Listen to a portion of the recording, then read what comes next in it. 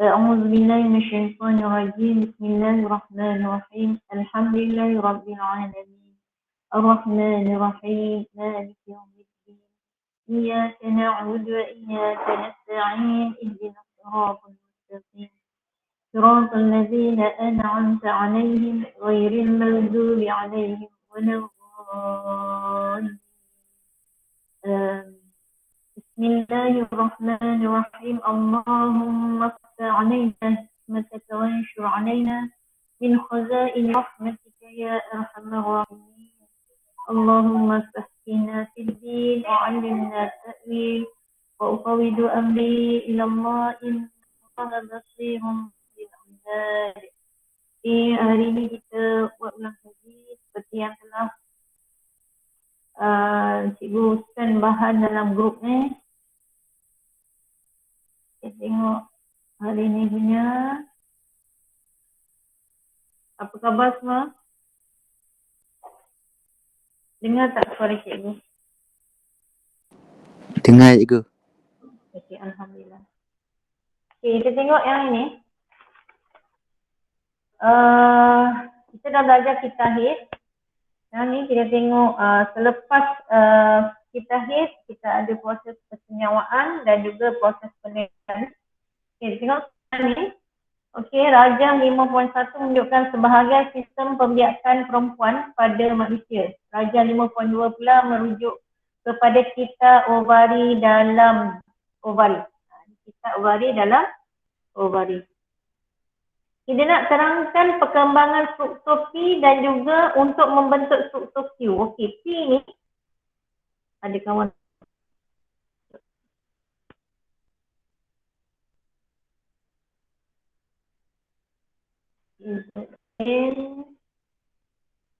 Apa kita bertiga?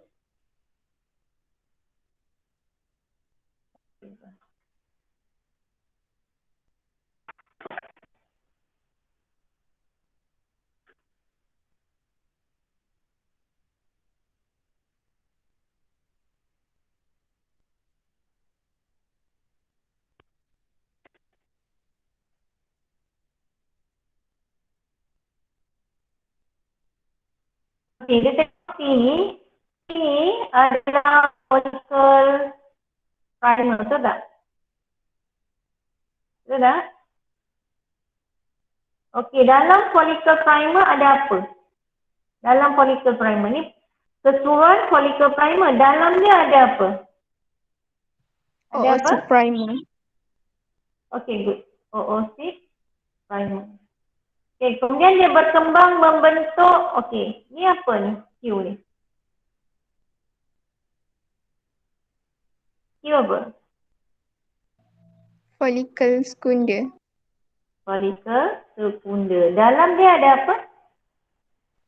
OO6 Dalam secunda. OO6 secunda. Okey, yang ini kita panggil apa? Follicle graph. Follicle graph. Okay, dia ini kita bermula dengan yang boom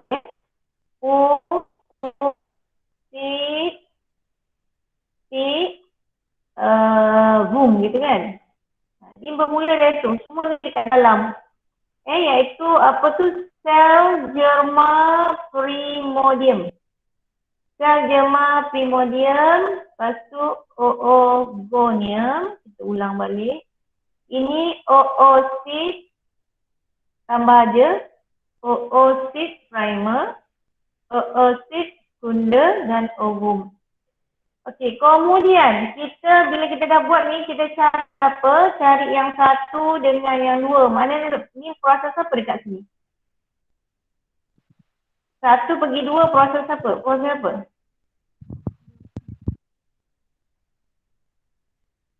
Proses apa? Meiosis. Meiosis apa? Meiosis 1. Okey, ini adalah meiosis 2. Senang je Kemudian barulah kita tulis atas ni mitosis, kemudian ini pertumbuhan. Jadi kita dah tahu sini 2N, 2N, ini pun 2N, Oleh kerana sini meiosis ni jadi N, jadi okey. Kita juga tahu, kita dah juga belajar tentang apakah nama hormon yang menyebabkan folikel ni berkembang. Dari folikel primer, dari folikel sekunder, dari folikel graf. Apa nama hormon dia ni? Apa nama hormonnya? FSH. Okey, good. FAH. Okey, ini yang menyebabkan perubahan-perubahan tu. Yang dia berkembang, dia juga merembeskan sejenis hormon. Hormon apa tu? Ni, folikel ni berkembang, dia merembeskan hormon juga. Makin besar, Estrogen. makin banyak. Apa? Estrogen. Hormon? Estrogen. Good. Estrogen. Okey. Kemudian dia mengalami proses apa ni? Proses apa ni? Ovulasi. Proses apa? Oosit sekunder terkeluar ni. Oosit, Ovulasi. dia namanya ovulasi. Apa yang menyebabkan hormon apa yang menyebabkan ovulasi? Hormon LH. apa yang menyebabkan? LH. Good. Awak dah faham dah. LH. Ini adalah hormon LH. Sini adalah hormon LH. Okey, LH ni sampai sini. Sini sampai sini, sampai sini. Okey, macam FSH lah. Dia panjang. Okay, LH dari sini sampai sini. Dia juga merangsang, bukan saja merangsang ovulasi, merangsang perkembangan, apa ni namanya ni? R. Apa nama R? Corpus luteum. Nama corpus luteum. Okey, corpus luteum. Kalau kita tulis corpus luteum tu,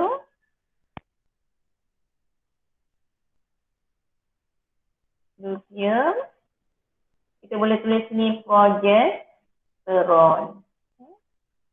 Okey. Sampai dia tu, dia dikawal oleh LH, dia juga merembeskan hormon. So, hormon dia adalah progesteron. Jadi, dia makin besar saiz dia makin banyak. Kalau dah sikit kecil, saiznya dia makin sikit. Okey.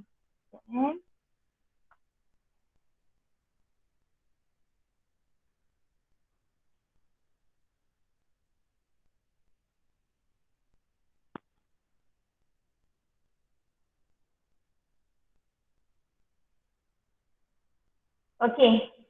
Maka kat sini kita dia cakap terangkan perkembangan struktur P untuk membentuk Q.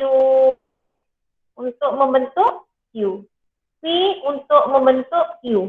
P ni daripada folikel primer jadilah Q. Mana Q dia ni? Okey, kita tengok. P adalah folikel primer. P adalah folikel primer. Sebab itu kita kena conteng-conteng dulu. Kemudian perkembangan P dirangsang oleh FSH. Maka kita boleh tulis juga. Folikel primer berkembang menjadi folikel sekunder kepada folikel graf oleh hormon perangsang folikel ataupun FSH. Sel folikel membagi secara mitosis membentuk folikel sekunder iaitu Q. Membentuk folikel sekunder iaitu Q. Folikel primer mengandungi oosit primer. Okey, kita dah tulis dah, ada conteng dekat kita punya tu. Tulis saja balik. Oosit primer menjalani meiosis 1 menghasilkan oosit sekunder. Oosit sekunder ni terkandung dalam Q. Okey, dah cukup. Kemudian dia cakap struktur Q akan berkembang untuk membentuk struktur R. Terangkan perbezaan antara struktur Q dan struktur R. Jadi dia nak apakah beza antara Q ni? Q tu adalah folikel sekunder. Manakala R adalah corpus luteum. Okey.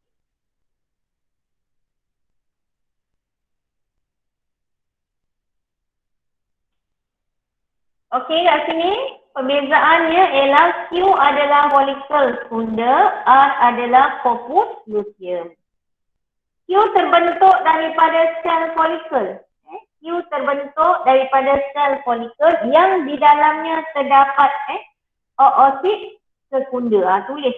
Okey, dah ada ni. Mengandungi oosit sekunda. Q adalah kaki baki sel follicle, ejaan salah ni. Follicle selepas ovulasi. Jadinya mula-mula Q ni adalah terbentuk pada sel follicle. Dia memang sekunda tapi luar dia ni semua adalah follicle. Q berkembang sebelum ovulasi. Ni ovulasi. Jadinya Q berkembang sebelum ovulasi. Manakala R berkembang selepas ovulasi. Selepas ovulasi. Q mengandungi oosit sekunda.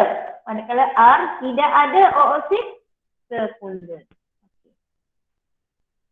Okey, apa lagi yang awak nak masukkan selain daripada cikgu yang masukkan tadi? Ada lagi tak?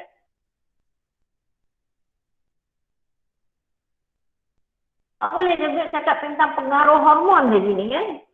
Ada pun pengaruh FSH, ni pengaruh FSH ke tak?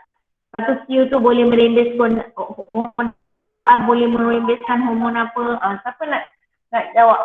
Yang baki dia ni. Memang masa ada 3 tapi jawapan dia banyak. Okey, apa lagi? Siapa nak cuba?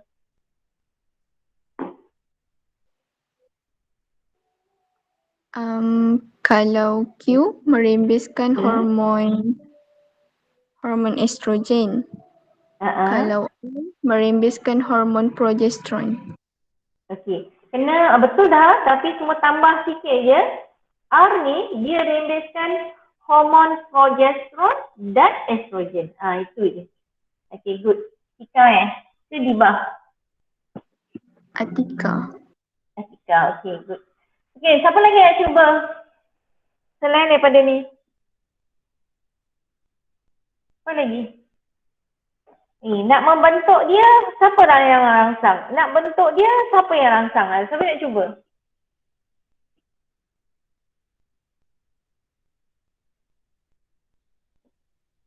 Naufal?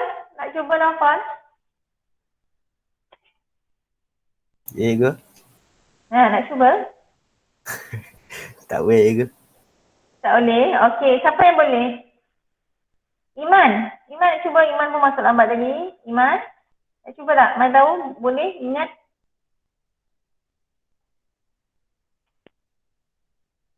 Tak boleh?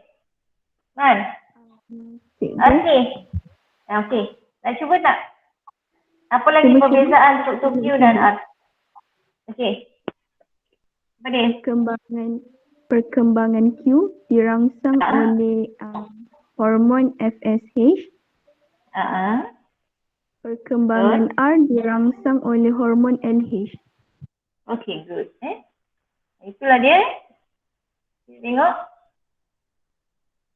Okey, betul. Kita ada ni tadi Tika. Siapa? Iman dirangsang oleh LH. Ada satu lagi. Q ni akan berkembang menjadi follicle graft. Manakala R berkembang selepas follicle graft membebaskan oosit sekunda. Ataupun kita akan cakap R merosot jika tiada persenyawaan, boleh juga. Okey. Kita tengok pula berikut adalah hormon yang terlibat dalam pembentukan hormon, iaitu hormon lutein, hormon perangsang folikel, FSH dan juga estrogen. Okey. Terangkan bagaimana rembesan satu hormon mengawal perembesan hormon-hormon yang lain. Macam mana hormon, kita katalah FSH merangsang hormon yang lain. Macam itulah. Sepatutnya kita ada kepala kan. Kat kepala ni ada cerebrum. Lepas tu dia ada kelenjar pituitary kat sini. Sebelum tu kita ada hypothalamus lah.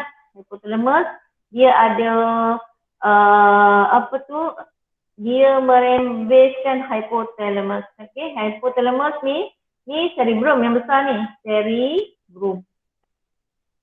Hypothalamus ni dia ada membebaskan hormon gonadotropin gonadotropin.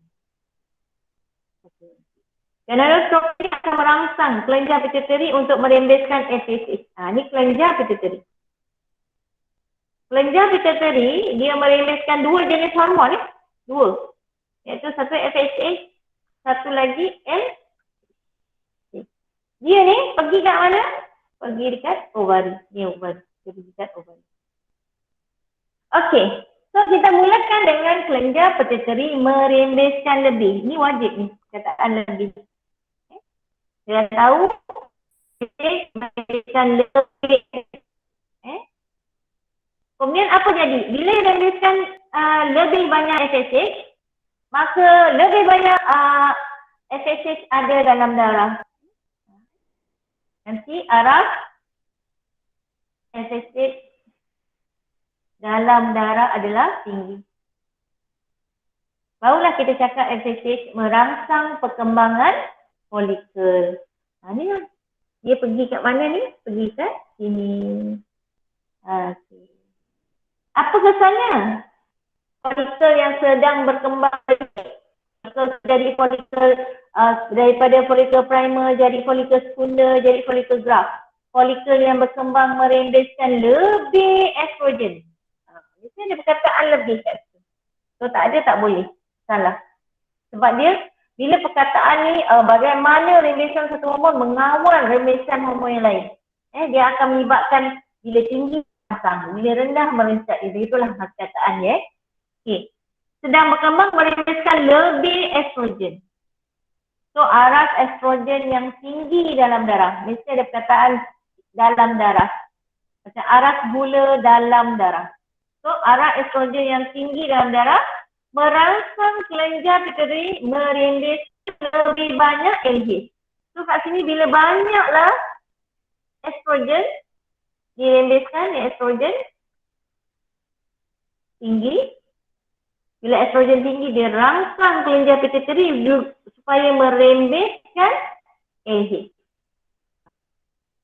Kataannya lebih juga, merembeskan lebih banyak LH.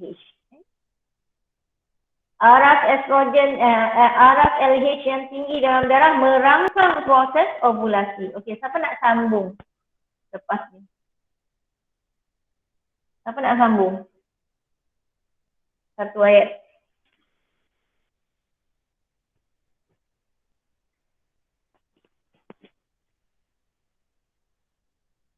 Tak ada. Siapa nak sambung? Tak ada. Hello? Hello? Siapa nak sambung? Apa jadi kalau ovulasi sudah berlaku? Oosit sekunder ni dirembeskan. Sekunder dibebaskan. Release hormon. Oosit sekunder. Ni. Oosit sekunder dibebaskan. Okey. Okey. Kemudian kesannya juga apabila ni nanti oosit sekunder dibebaskan. Sebab ovulasi adalah proses di mana oosit sekunder dibebaskan. Okey. Aras LH yang tinggi juga dalam darah merencat kelenjar pituitari untuk merembeskan FSH. So bila LH ni tinggi, dia rencat. So jangan lagi merembeskan FSH. Okey, ada soalan yang tu? Sekejap ni. Hello.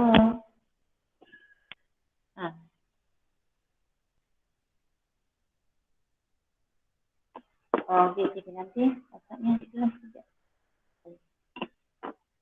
Okey.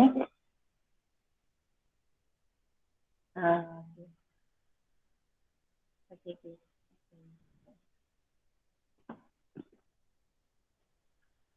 Okey, sambung. Ras LH tinggi akan merencat kelenjar pituitari merimbaskan FSH. Itulah maksud dia. Okey. Dalam pembentukan ovum, sampai ovum je lah.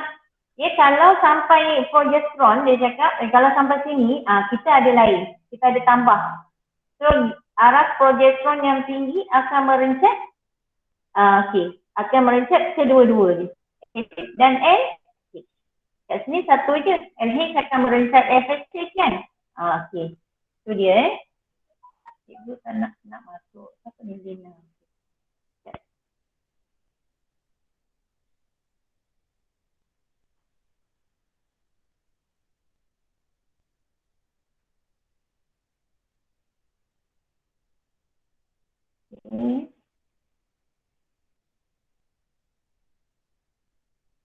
Okay. Faham tak yang ni?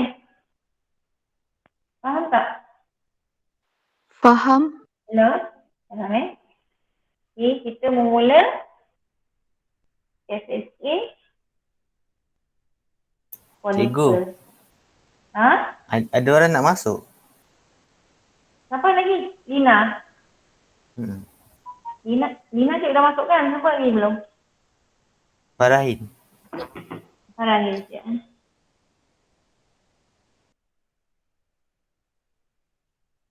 Tak ada pun.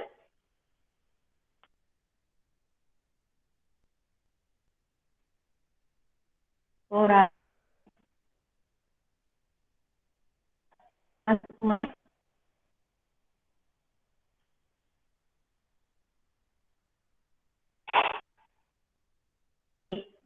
Kita ringkaskan semula.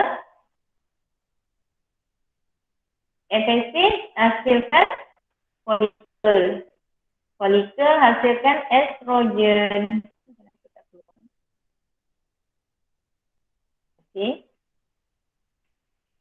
Okey. Kemudian kita ada lagi satu. Kita ada satu lagi LH. LH. Okey. Sebab dia nak 3 je. Hormon politinnya, hormon perangsang politin, estrogen. Daripada kelenjar pituitari. Kelenjar pituitari. Jadi lebih banyak FSH dalam darah merangsang perkembangan folikel. Folikel yang berkembang merimbaskan lebih banyak sebab dia berkembang. Bila berkembang saiz dia besar, so estrogen yang diimbaskan lebih banyak. So estrogen yang tinggi dalam darah akan merangsang kelenjar pituitari untuk merimbaskan LH. Dia rangsang kat sini. Dia rangsang. Okey, so LH pun tinggi dalam darah. Bila LH tinggi dalam darah, dia akan menghasilkan, menyebabkan proses ovulasi. So LH yang tinggi dalam darah ni ada 2 fungsi dia. Dia akan merencat pula, dia rencat. Kalau positif dia rangsang. Dia rencat pula FSH. Dia rencat FSH. Jadi saya katalah kita teruskan ni, ovulasi, so dia akan jadi apa? Corpus luteum, betul? Corpus luteum. Corpus luteum ni yang tinggi, dia akan merencat kedua-dua. Dia rencat dua-dua. Dia akan rencat dua-dua. Okey. Itu kalau kita sampai corpus luteum, tapi sekarang kita tak sampai corpus luteum, kita sampai ovulasi je sebab dia cakap pembentukan ovum. Itu sampai ovulasi saja. Okey. Kita tengok sel pencegah kehamilan mengandungi hormon estrogen dan progesteron. Terangkan peranan hormon progesteron dalam pencegah kehamilan. Okey, dalam sel ini mengandung pil pencegah kehamilan ni namanya pencegah kehamilan. So hormonnya progesteron dan juga estrogen. Dia ada dua. So terangkan peranan hormon progesteron dalam pencegah kehamilan. Kita tengok tadi kelenjar pituitari. Ada 2 hormon. FSH dan LH. So SH akan jadi folikel. Jadilah folikel primer lah, folikel sekundar, folikel. Semakin dia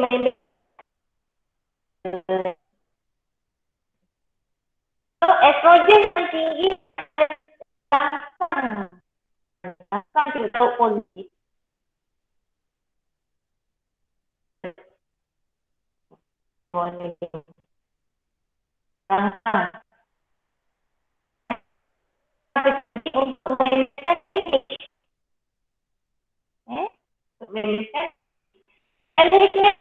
Fungsinya apa? Dia menyebabkan ovulasi. Selepas ovulasi, oksid sekunder terkeluar, yang barannya jadi corpus-luteum. Jangan lupa corpus-luteum dan juga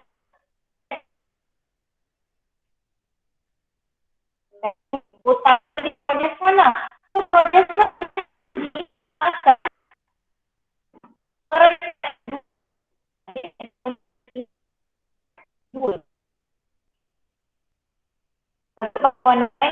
warna lainnya, rencak ni kita tahu warna kuning. Kalau rangsang warna biru. Rencak.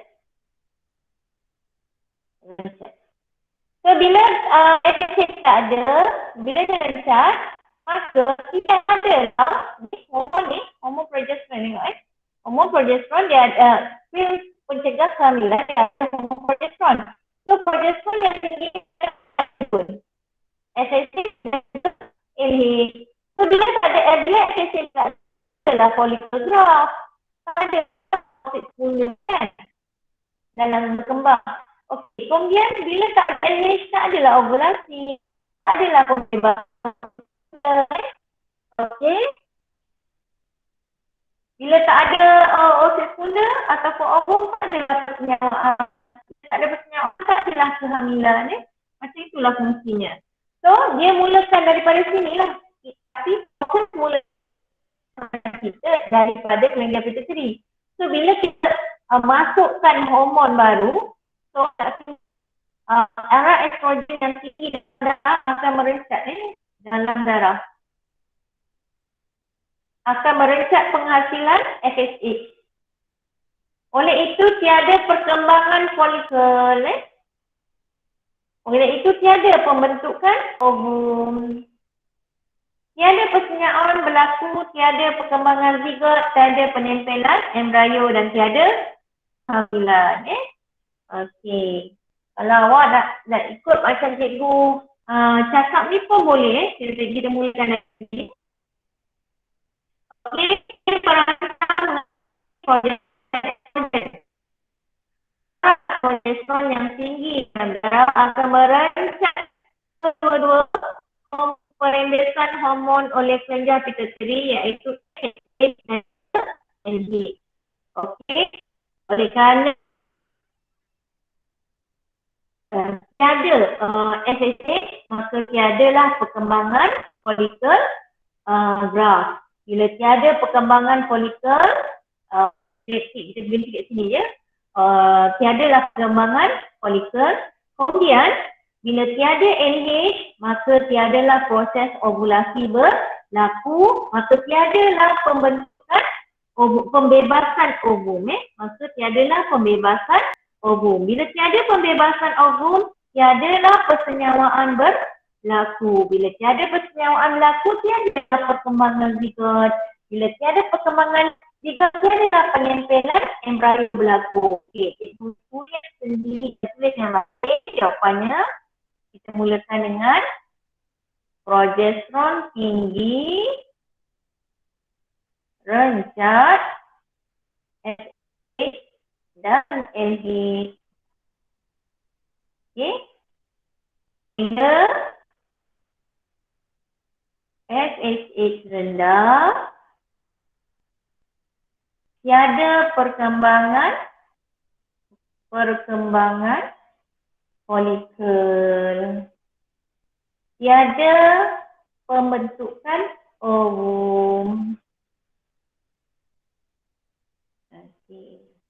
Kemudian, ada pula. Itu satu, baru efektif. Okey, kemudian kita pula apabila LH rendah, tiada ovulasi. Bila tiada ovulasi, tiada oosit punda dibebaskan. Okey, kemudian bila tiada oosit punda dibebaskan, tiada persenyawaan.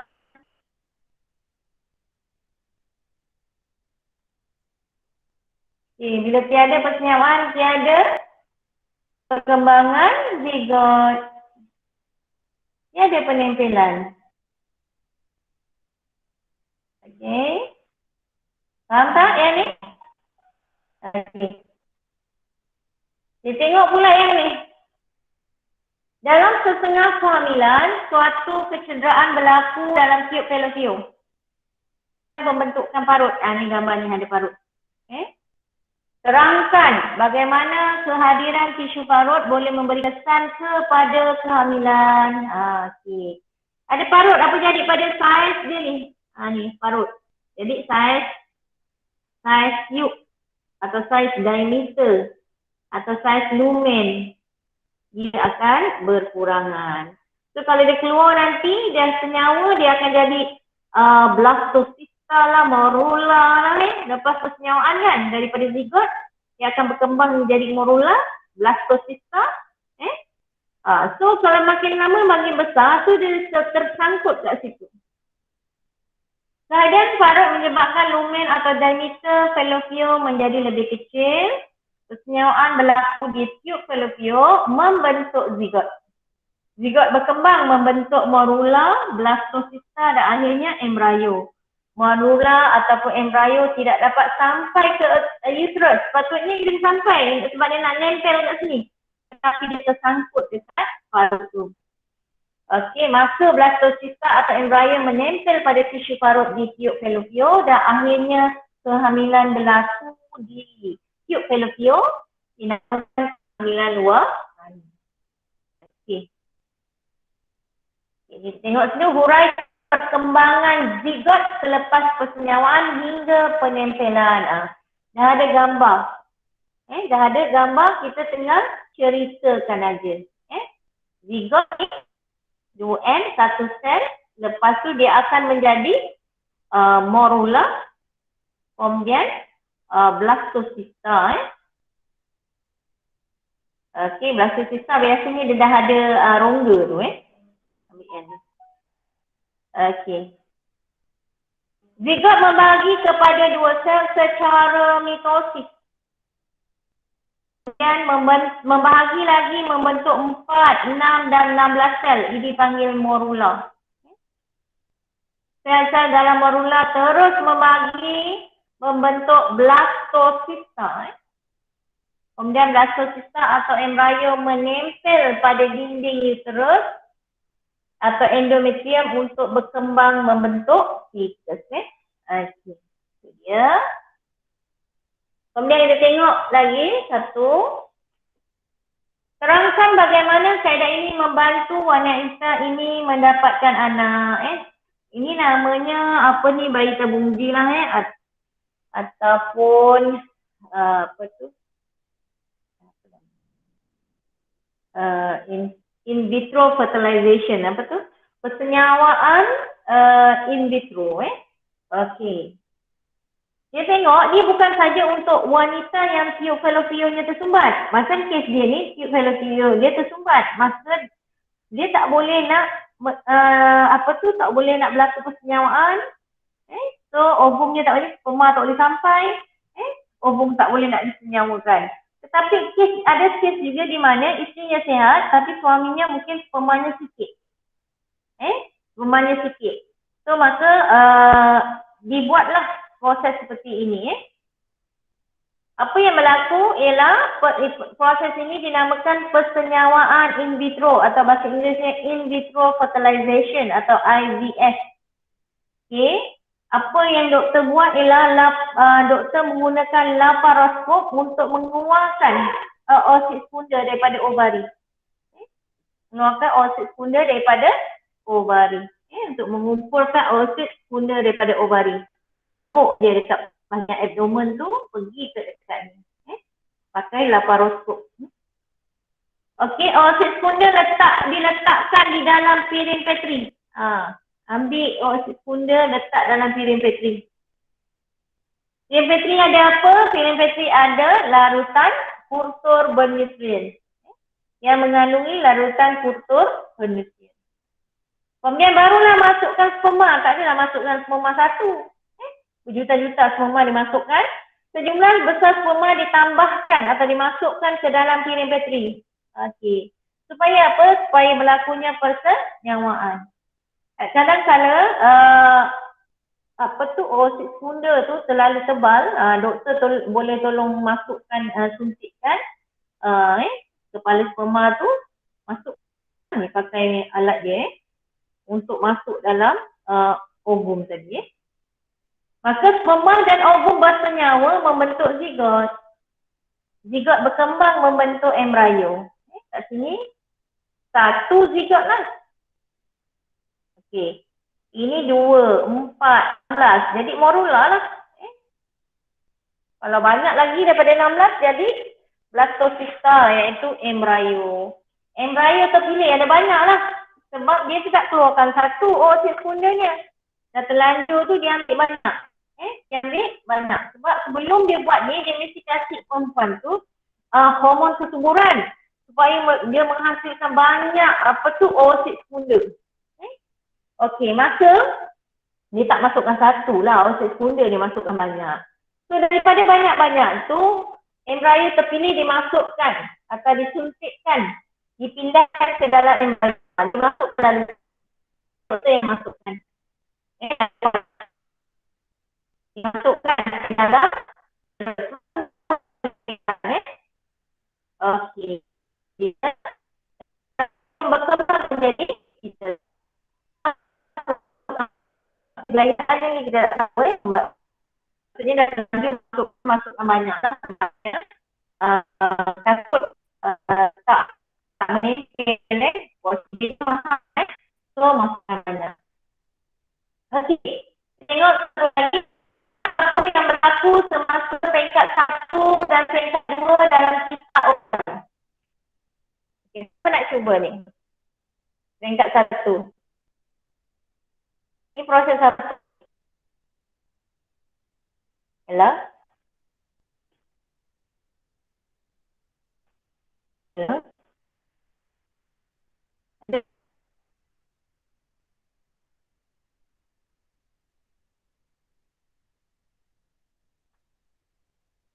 Senyap aja.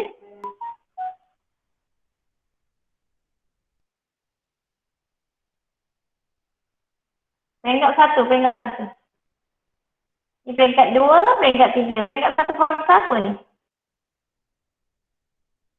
Terangkan apa yang berlaku semasa peringkat 1. Peringkat 1 apa namanya?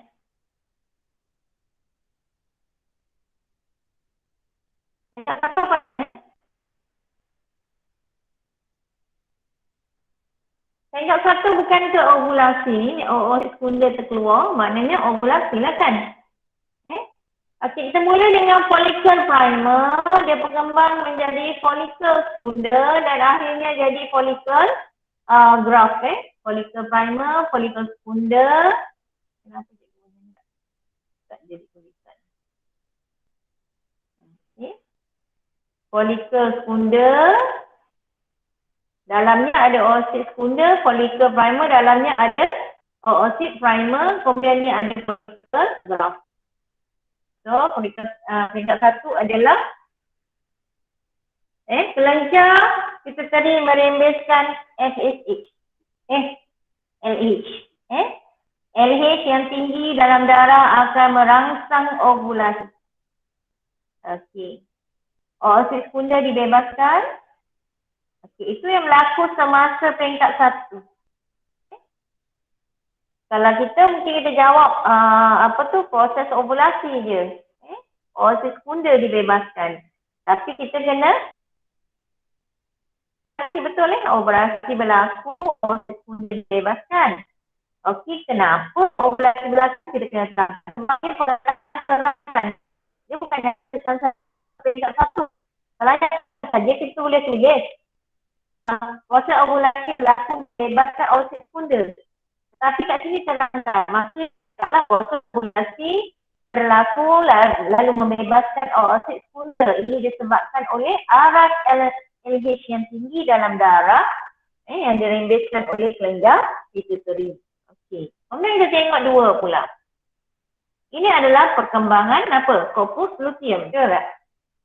So, LH juga merangsang perkembangan corpus luteum. LH juga merangsang corpus luteum untuk merembeskan progesteron dan juga estrogen. Maknanya, LH ni arahkan corpus luteum. Corpus luteum kumpulkan lebih banyak progesteron dan estrogen. Dia buat. Dia bukan saja arahkan supaya corpus luteum ni berkembang. Dia juga arahkan corpus luteum untuk membebaskan lebih banyak progesteron dan estrogen. Okey. Seorang wanita mengambil pil perancang kehamilan. Seperti yang kita cakap, perancang kehamilan adalah pil ni untuk progesteron dan E adalah estrogen. Okey. Maka kita nak cerita macam mana? Kita cerita macam tadi tu. Kita macam daripada progesteron tu. Apa progesteron buat?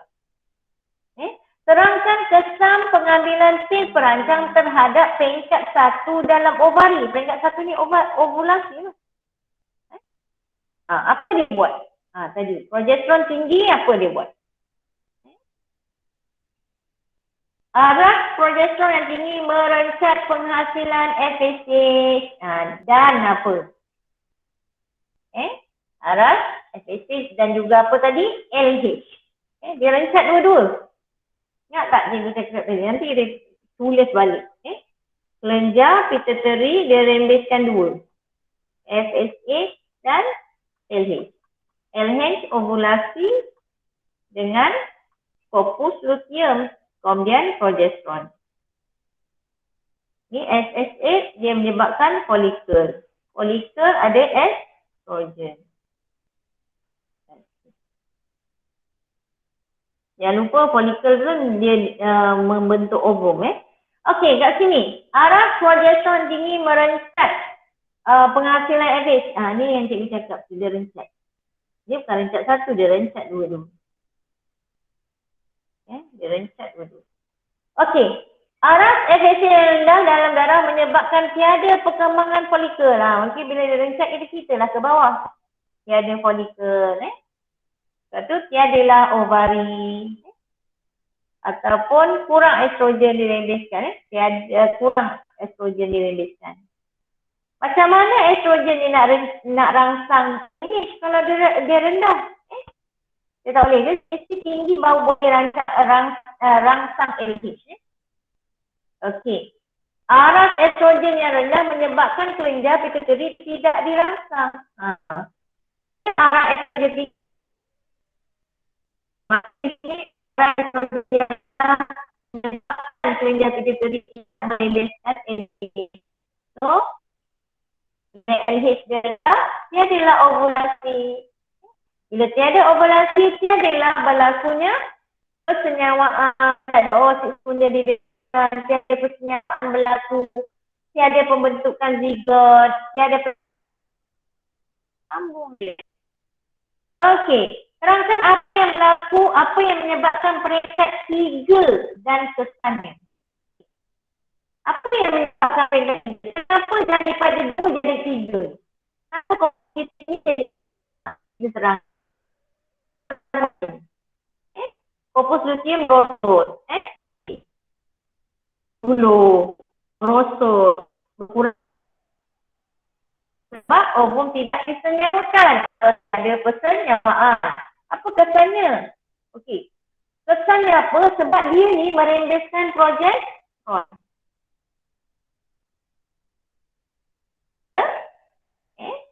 Dinding endometrium pun meluluh. Tiada penempelan embryo, tiada kehamilan berlaku.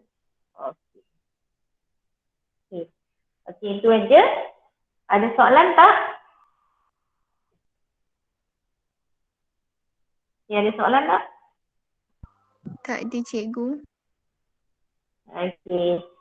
Okey, kita dah belajar tentang hari ini tentang kita ovari, hormon terlibat dan juga hormon perangsang kehamilan dan juga kehamilan luar rahim. Juga cara ketidaksuburan. Okey. Kita tutup majlis kita dengan ibarat wal as. Bismillahirrahmanirrahim. Subhanakallahumma wa bihamdika asyhadu an la ilaha illa anta wa atubu ilaik. Bismillahirrahmanirrahim. Wal 'asr. Innal insana lafi khusr illa alladhina amanu wa 'amilus solihati wa tawassaw bil haqq. Minta ampun, minta maaf, terima kasih banyak-banyak kepada yang mengikuti pelajaran cikgu hari ini. Semoga awak berjaya dengan cemerlang, jangan putus asa. Tak tahu lagi bila nak naik, tadi juga sebab kebiasaan mesti juga berlaku pada tahun depan. Bulan berapa biasa? Bulan 2 ke bulan 3? Bulan 2 ke bulan 3? Okey, tak apalah. Okey, Assalamualaikum warahmatullahi wabarakatuh. Terima kasih cikgu. Okey, terima kasih semua.